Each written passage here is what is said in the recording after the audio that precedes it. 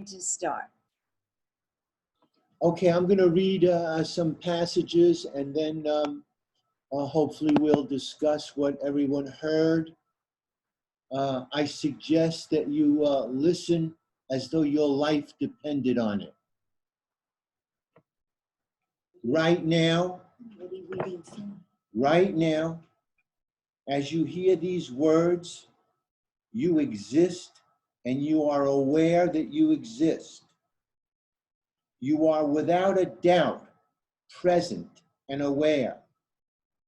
Before any next thought arises, aren't you absolutely certain of the fact of your own being, of your own awareness, of your own presence?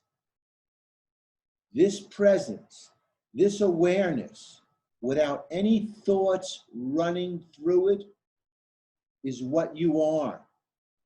It is what you have always been. It is the very light of your being.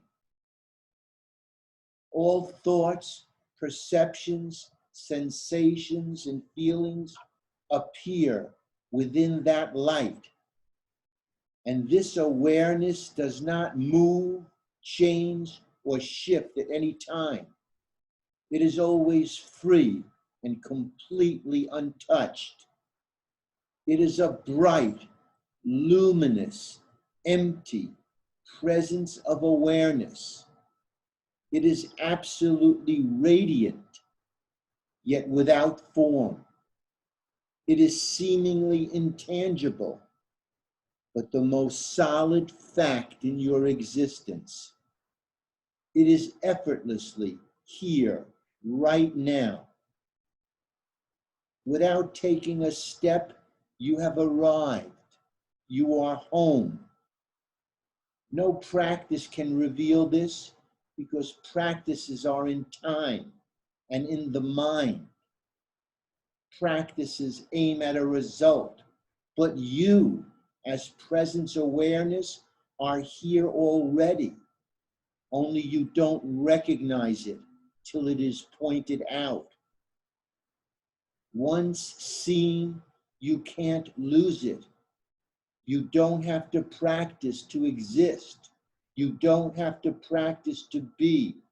You only have to recognize what you already are. Thoughts, feelings, beliefs, and sensations block our seeing, but all are passing clouds, illumined by ever-present awareness. The I thought is the most persistent because the thought I am is the closest that the mind can come to representing who we are. But that thought is not who we really are. Whether that thought is there or not, we still exist. The light of our being does not depend on thoughts.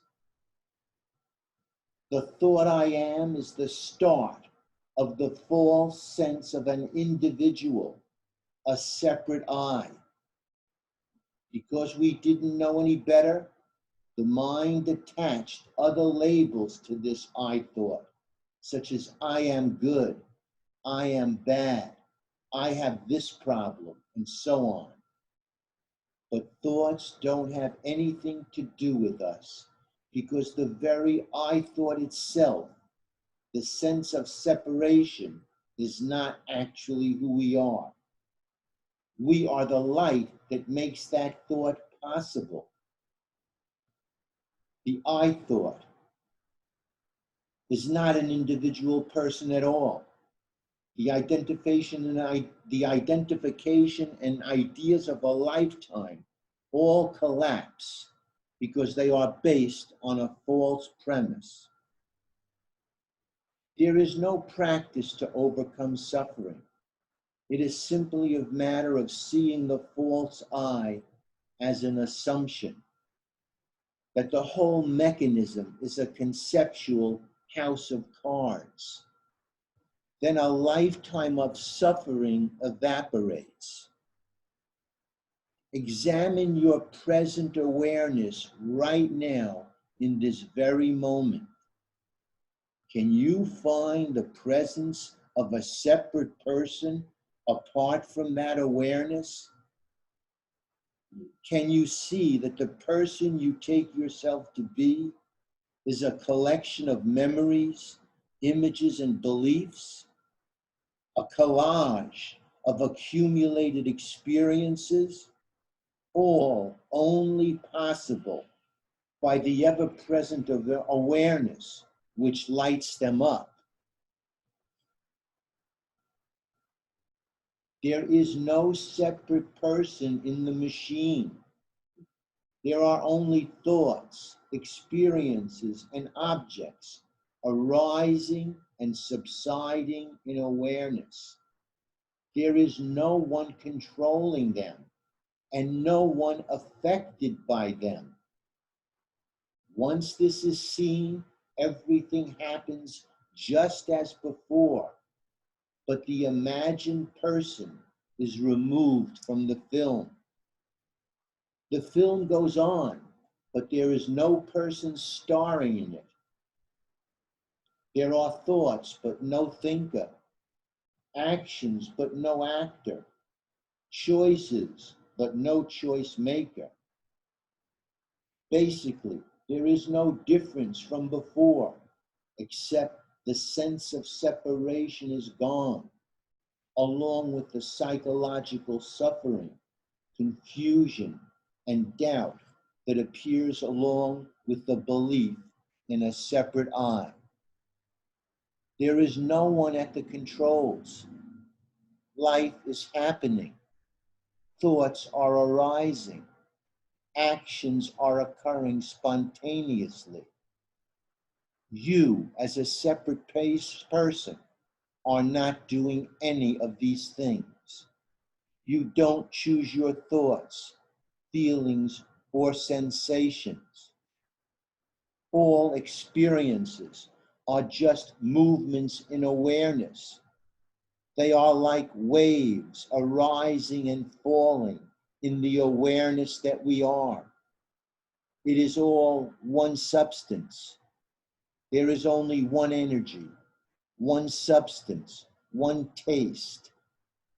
Past, future, there, here, I, you, this, that, and so on are all just conceptual distinctions.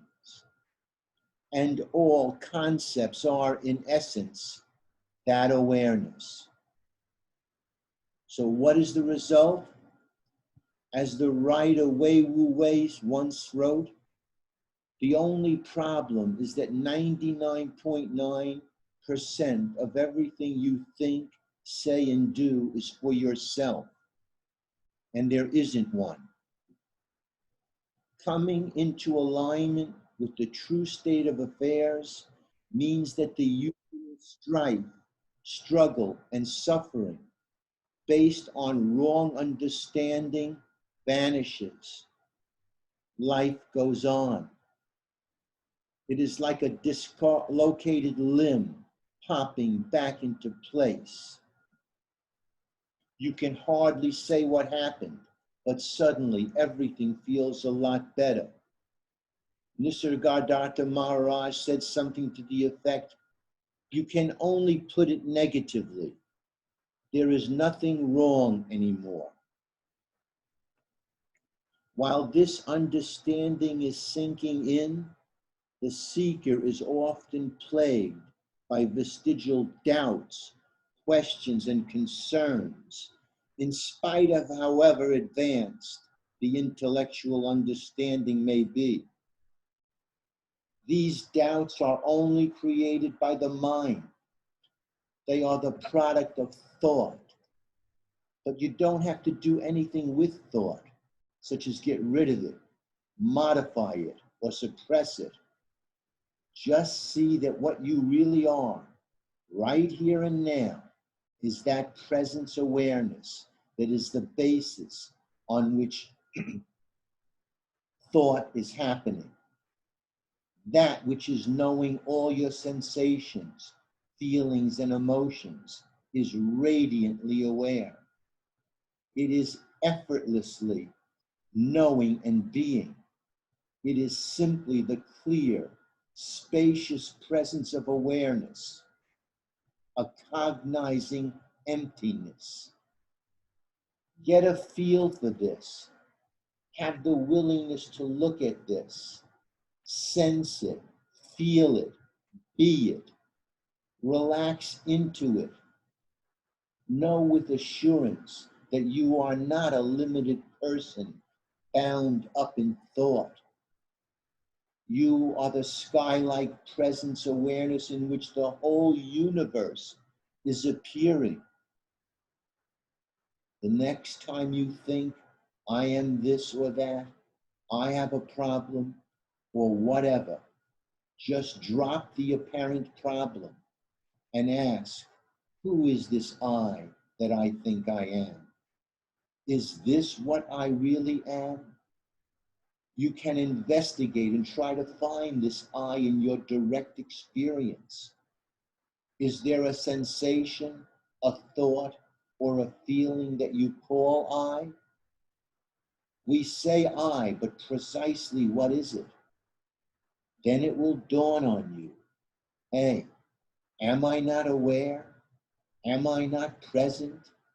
Is not the presence of my true nature here, perfectly untouched, unsullied, like the sun shining above the clouds, completely unaffected by the appearance and disappearance of thought?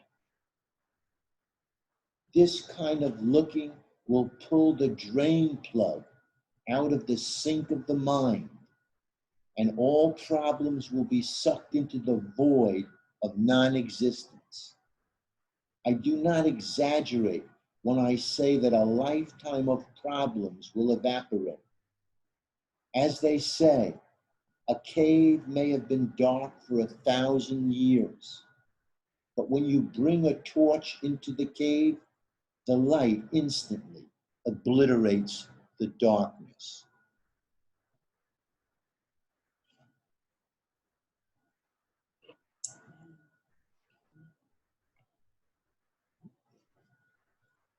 So those were some words from a contemporary sage. His name is John Wheeler. We knew him. He came to our house and gave a talk to our group. He was a student of Sailor Bob Abramson in Australia. And suddenly, after teaching for a number of years, he has disappeared off the grid and no longer has a website or does any teaching. But thankfully, we have his words in several, I think there's only 2 books that he wrote. And I think they are especially insightful and pack a dramatic punch that I find helpful. And I wonder what your reactions are.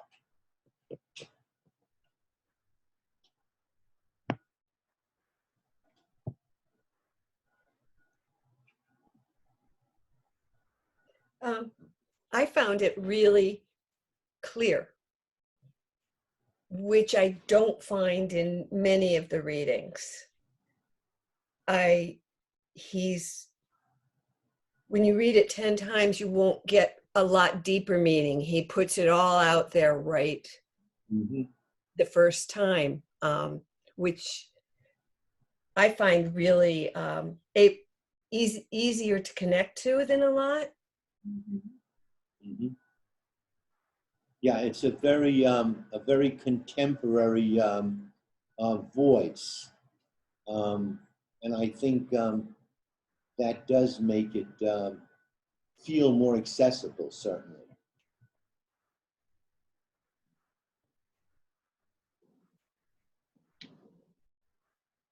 Paul, this is Bill White. Hi, Bill. Hi. I had exactly the same impression as Terry did, that this is very accessible, his words. And it could have been written by Krishnamurti or any of the other non-dualists that we've been reading about, but it's just more clear, at least, you know, for our age. Yes, for our age and time, that's right. And Sailor Bob also had that direct approach, and that's what this John Wheeler found so illuminating when he went and sat with Sailor Bob. The direct clarity of his teaching and his being really had Wheeler have a breakthrough after pursuing a lot of other spiritual approaches for a long time. And it stayed with him, and he offered up these books as a testimony to his clarity. Any other reactions? Yeah, I'll put my 2 cents in. I've read a lot of Wheeler, and one of the things that I really appreciate about him is that it seems that whenever you get into Wheeler, there's always the question that he starts with, who am I and what am I? And that's a starting point. I've come to realize that unless that's clear in my head, unless anyone who wants to get into this non-duality has that as a starting point, none of this stuff is going to make sense. And he keeps pounding you, who am I and what am I? And, you know, I'm a big advocate of Wheeler, so yeah, his words resonate. But I must say that mostly I can get as close as I can to realizing what this awareness is by, as I go through the process of finding out all the things that it's not. Yeah. Not this and it's not that. I have a hell of a time trying to get to what it is. I can't name it. My head spins. So I just keep messing around with it isn't this and it isn't that. And eventually whatever's left is, hopefully that's what it is. Yes, of course. That's it. If we could certainly be clear about what it's not, that's a big step. Yeah. And, you know, I like Wheeler's insistence on seeing if you can find this separate me apart from awareness. Yeah. You sit quiet, you know, is there a separate me other than your awareness? If there's no movement of thought, where is a sense of a me? It's in the mind. It's in the mind. I mean, you can see it when you watch yourself thinking, like, I'm looking at you. I am looking at you. I've already separated. That is the I doing the looking.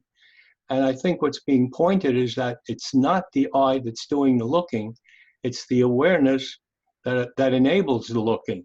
So so that's something that I try to get an understanding of, but sometimes I have to let it go because it's beyond understanding of what that is. But I can get that the problem is I've separated and created an intermediary, a sensor to look or to hear or to smell.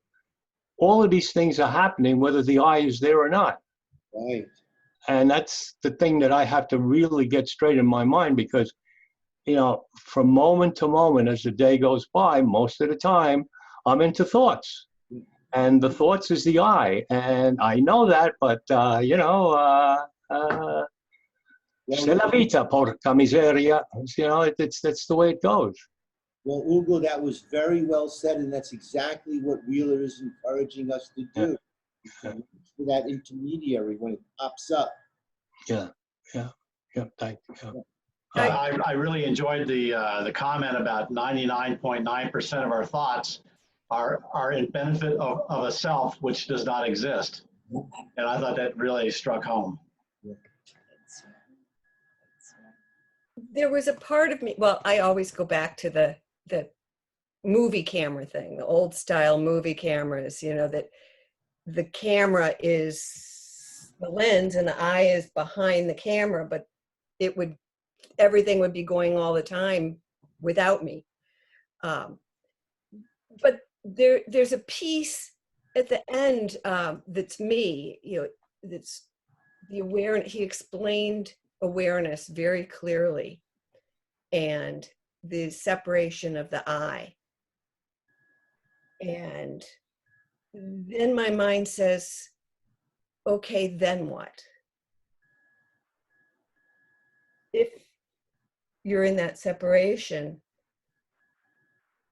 you don't just be like the movie camera, you know, then what do you do? Well, the doing will happen naturally and spontaneously. And when you need your mind to think through a problem, you'll use your mind to think through a problem. But you won't be plagued by a lot of stories about yourself that get in the way of clear thinking, sensing, and seeing, that get in the way of your spontaneously being. Your actions become more skillful because you're free of a burden that limits your light, so to speak. Your light will shine brighter. The hard part is staying there. Well, sure, right? So all we can do is be aware of when the thought has drifted us away from our true self, and gently let it go and come back to the present moment. I think it's also important that we have real good clarity about what this me is. And I believe he pointed to that. This me that we take ourselves to be is really just like a bundle of thoughts and memories, experiences from the past, projecting into the future. This me is attached to psychological time. Mm-hmm. All the memories, all the experiences that were, and all the anticipatory anxieties about what's going to be, psychologically. And it's fundamentally made up of thought, right? The me is thought, right? I mean, we all agree. I mean, just know it, nothing to agree. You have to know that for yourself, that this me is fundamentally made up of thought, which then produces feelings. And this thought has a nature, and the nature of thought is to divide. The nature of thought is to divide and to separate, right? You know, me and you, and then, right, to, so this me then, if it is thought, then it's in the nature of this me, this ego, to divide and to separate. We do that. We compare, we're critical, we love some people, we don't love other people. We're constantly doing that. That's, we talk about not being violent, but we're violent. We talk about not being greedy, but we're greedy. So there's always this contradiction. That's the me. But what's important is to see when this me is operating, and the question then becomes, what is it that sees the me? And that's awareness. That's that pure awareness, that non-conceptual awareness. That's the awareness that does not divide. That's the awareness that has no opinions. That's the awareness that truly is loving and compassionate. because there's no me there to separate and to divide. So I think it was really important when he said, the best that we can do, not the best, one of the things that we can clearly do is just have an awareness of when these thoughts arise, which is the me, and let them go. Not take them so seriously, not to define ourselves by them.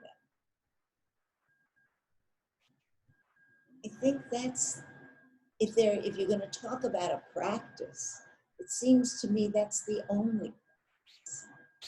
I think, as Krishnamurti says, that's the true meditation. But what do you think?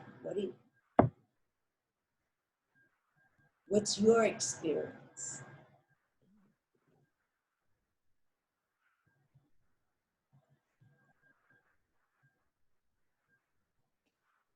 Can you hear me? Yes. Yes.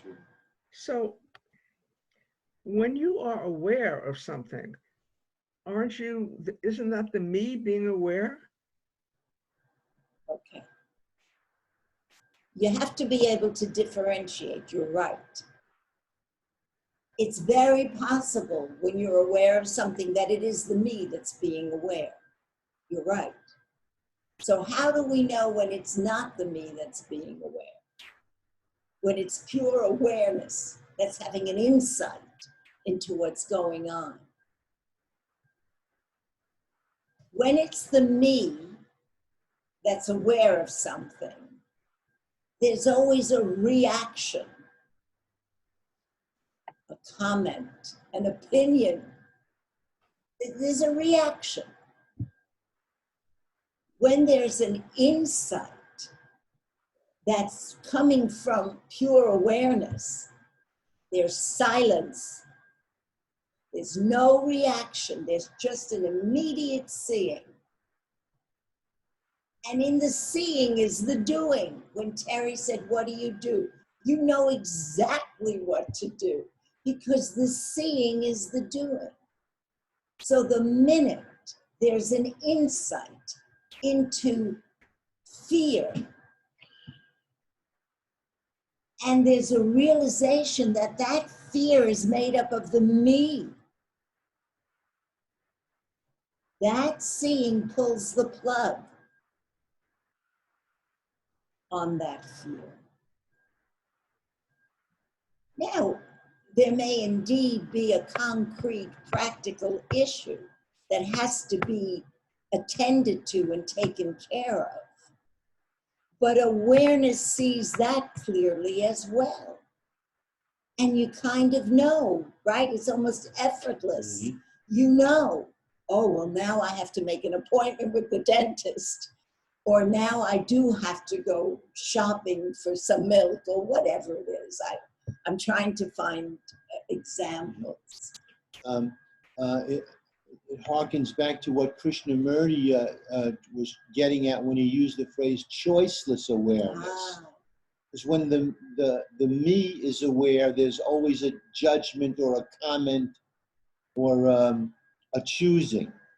But awareness is choicelessly aware. It doesn't editorialize. It doesn't judge. The right action is evidently apparent. Yes. Choiceless awareness. There's no commenting me. No chattering me. No opinionating me. No blaming me. Right.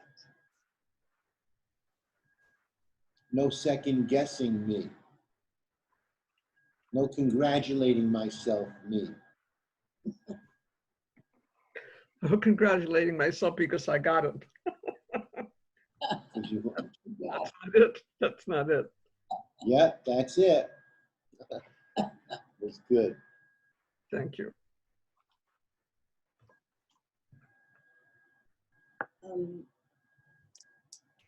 I think it is helpful when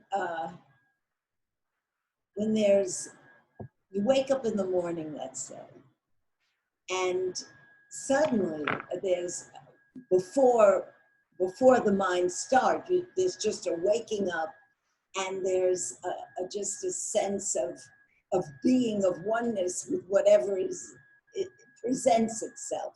And then a second later, the mind comes in, the me comes in, and there's some anxiety. And so you say, oh, I woke up with anxiety. You didn't really right away wake up. The anxiety came a second later. I think it's helpful to ask oneself, who is it that's afraid? What or who is it that has this fear? Yeah. You know, it's interesting when you were saying that. I had the picture. My mind is like my swimming pool. If I go out to my swimming pool at 10 minutes to 8, it's still. And I can see right down to the bottom. It's quiet. It's undisturbed. But then at 8 o'clock, the filter kicks in and the water starts churning and gets agitated. So, you know, for about 3 seconds when you first wake up, your mind is like the swimming pool, clear, untroubled. As soon as thought starts moving, trouble starts. Also, Evelyn, when you first wake up like that, you don't have any sense of a self. Like you don't have an identity. You don't think I'm Evelyn or I'm Paul or I'm Chip. That notion of that self doesn't exist at that time, which is really kind of fascinating. That's right. So, and actually, that's one of the things that I've always kind of found a little problematic with this idea that it's not about, it has to be no thought. There's thought that's happening because you're experiencing a world, let's say, or you're hearing sounds, there are things happening, but you have no sense of a separate self, which is really a beautiful, peaceful experience, and it goes to show us exactly what we're looking for. That's right. That's right. Yes, Chip, you're so right. And yeah, I'm sorry. There's just to add to that, I think the difference is that the me comes in. Now, how the hell do I say this? But there are situations where things are happening and the me isn't there. You're just seeing what's happening. You have a problem and you're looking at it. There's no emotional response. There's no, the experience isn't soliciting an emotional response, which is key to the I. Whenever there's an emotional response, you know that you're in the I. You know that that's where it's coming from. But I know I've had personal experiences in the course of a day. Little things will happen where something pops up and I'm just there looking at it. And like you say, the solution comes up and then microsecond later, maybe it's good, maybe it's bad. The sensor comes in, the I comes in, the big I comes in, and now it's taking over the show. And I can sense that because I'll get aggravated or annoyed, or it'll solicit an emotional response. And that's when I know that I'm in the I, or at least for me anyhow. Yes, correct. That's it. That's right. That's right. But that's true for all of us. It becomes very clear when you're stuck in this ego, this me, right? Because there's always some form of suffering. And actually, even if there's some pleasure, let's say, a situation triggers a sense of joy or happiness, you can see a second later, the me comes in and it wants to repeat it, or it wants to know how to get that again, or it believes that it's an object that created this sense of joy or pleasure. And so now it wants to get hold of that object. So you see, it's so interesting. if we're able to read ourselves, just to read how we work psychologically, just to have an awareness, an observational awareness, choicelessly, of what's going on. And that tells us so much. We learn so much about ourselves. Well, the thing is, you can't dictate what is. It is. That's right. So you don't have a choice. But we create a choice. What creates the choice is the I. Amen. I think what's so interesting with John is that when you listen to him, it seems so simple. And it's like, okay, that's it. But then when the words stop, then what happens is the mind comes in. And what I loved what he said is, you don't need to practice. Just be. And that's so hard because the me is just too insidious. The me wants to always do. And, you know, to just have the awareness is really, for me, I know I have to be still. Because otherwise my me gets too crazy. You know, just doing. That's. And you know, I think, Bernie, the wanting to do, it's almost like we want to fill up this stillness. It's almost like we're afraid of being absolutely nothing, being still.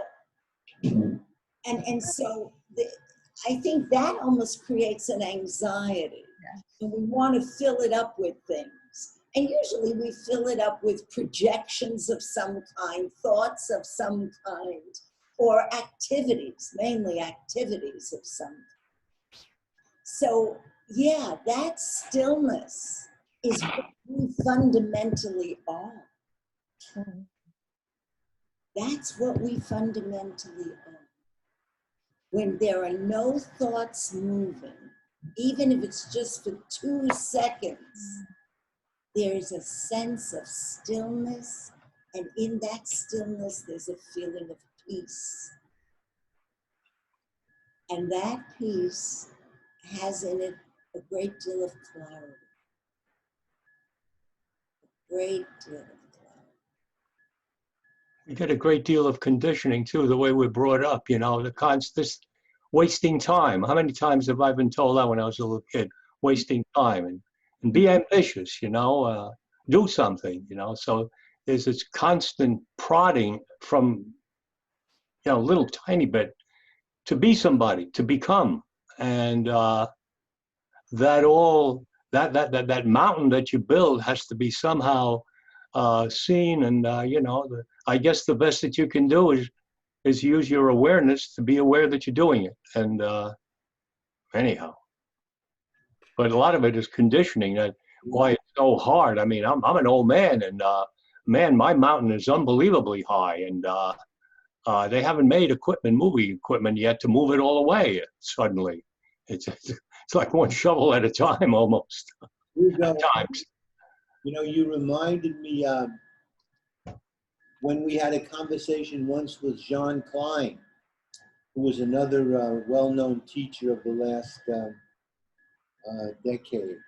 Was it decade or more?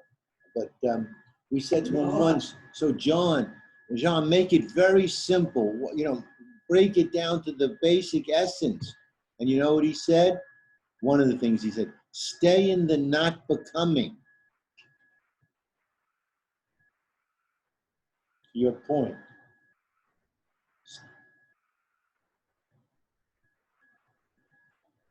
Well said. That's well said. Yeah. Not becoming.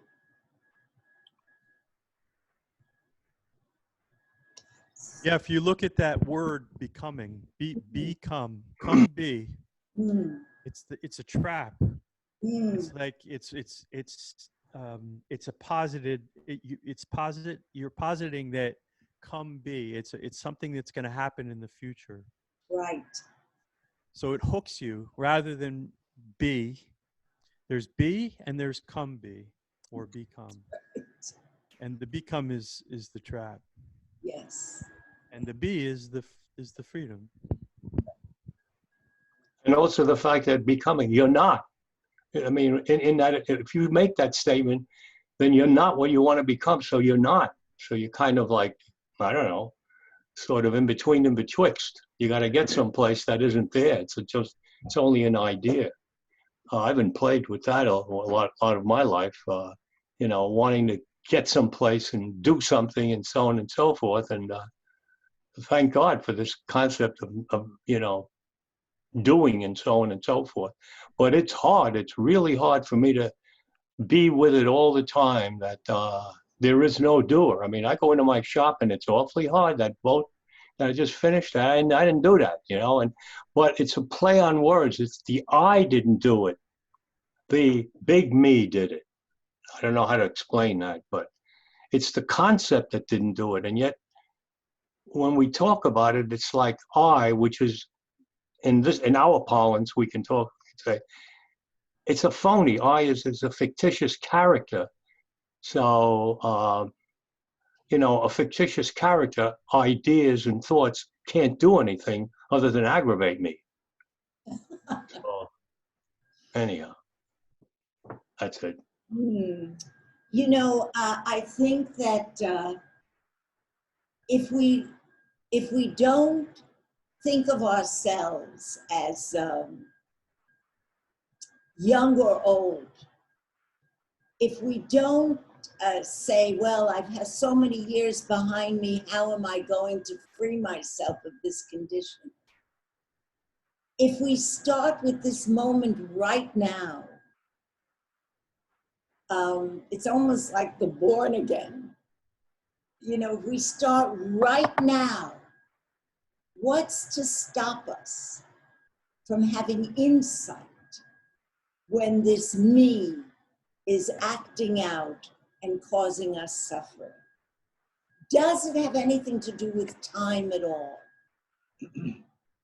Or really, is that insight, that awareness, timeless, being aware of time, which is the me, and once seeing it, pulls the plug on it? Why does it have to be even difficult? And is it possible that when we say it is difficult, that we're creating a difficulty, that's coming from the me again? It's really, it's just identification with presence. Well, seeing a troublesome thought and letting it go. The letting it go may not be that difficult, but the seeing, if I'm not watching, then the seeing becomes difficult. If I'm running on automatic, yes, and not watching, then it's difficult in the sense to let go of thoughts. But if I'm watching, then there's a different level of But so yes. So then we have to see that our true nature, awareness, is peace, because there's no me in it. It's just peace. Mm-hmm.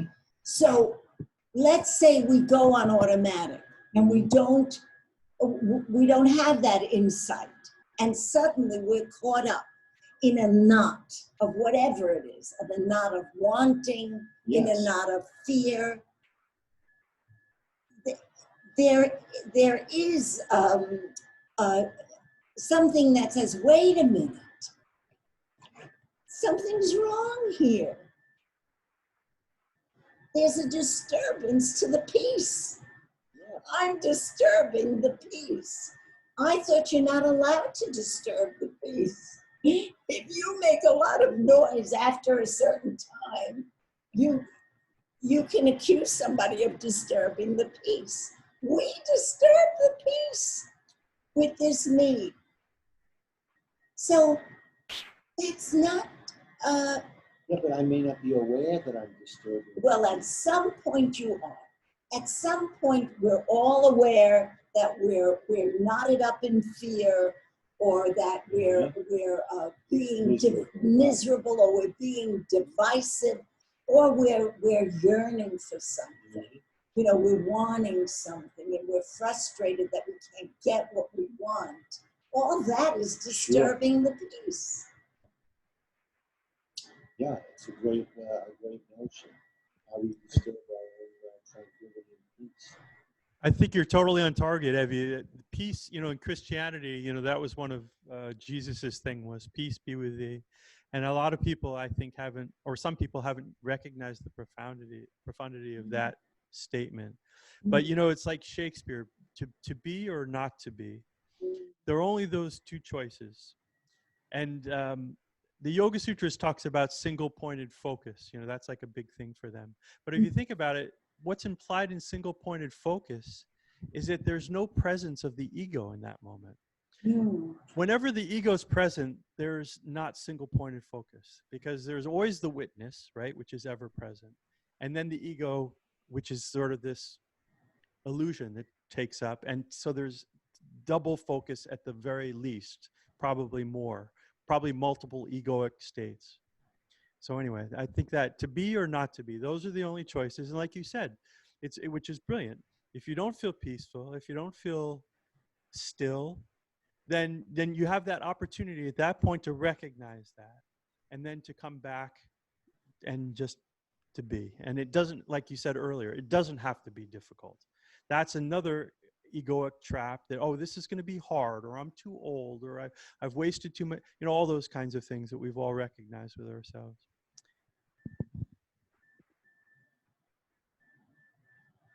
When I wake up in the morning, and that moment, and when I start thinking, I think about the time when I was sleeping, that I was just sleeping. You know, there were no dreams, there was nothing, but I was still breathing, and I wasn't thinking about anything. So that always gets my interest going, to try to get that feeling of just what we're all trying to grab. But when we sleep, and I remember what Iris said, who knows what is real, the dreams or whatever, I don't know. And that time that we're not dreaming and we are sleeping, or whatever we're doing, we're just there. No opinions, no thoughts, no nothing. Is that it?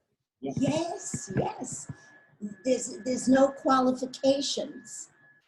I'm a man, I'm a woman, I'm a mother, I'm a teacher, I'm a whatever, I'm a therapist. There's no qualifications at all. Yeah. So the question is, can we bring that into this waking state? Exactly. Are we able to do that? Yeah. Yeah. No qualifications. Then there's just I am, or I be. Just being. And that doesn't mean we don't work. It doesn't mean we don't pay bills. It doesn't mean we don't protest if we feel we need to protest, or give to charity. All that we do all that. But we know that fundamentally it's not coming from this me. It's coming from pure awareness, or the pure witness. And so it's free, and it's peaceful, and it's effortless. Just like real love and loving is effortless So it's almost like we have to divorce ourselves. from ourselves. Just get out of our way. Mm.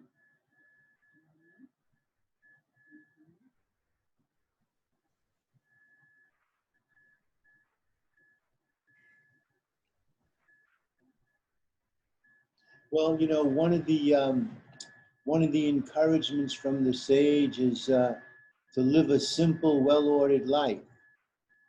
And to some extent, this pandemic Yes.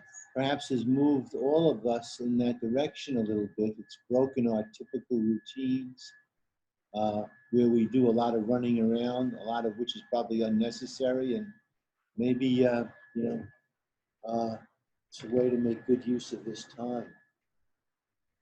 It's like an imposed tranquility. Well, for those of us that are fortunate Yes. to make use of this time, because too many people are not in that position. So it almost behooves us to use this time to explore and to inquire and to free ourselves. And apropos of the film that we were mentioning earlier in the talk, one of the people that you'll hear talking is a scientist by the name of Rupert Sheldrake. And he's well known for proposing this principle of harmonic resonance in the consciousness. And so along with that is that when one person gets clearer, when one person gets closer to a true sense of peace, it has a harmonic resonance throughout the whole species and the whole manifestation. And so, so we're all doing the work for one another, so to speak. Yes.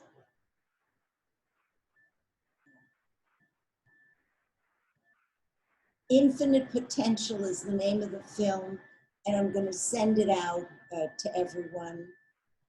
I think it's a beautiful film.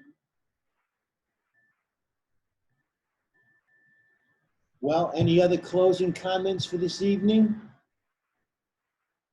Yeah, I just wanted to say that was a great reading, Paul. That John Wheeler thing was quite eloquent, and like I agreed with what Terry and Bill said about it being just very clear and easily accessible. So, and thanks so much for doing all this, guys.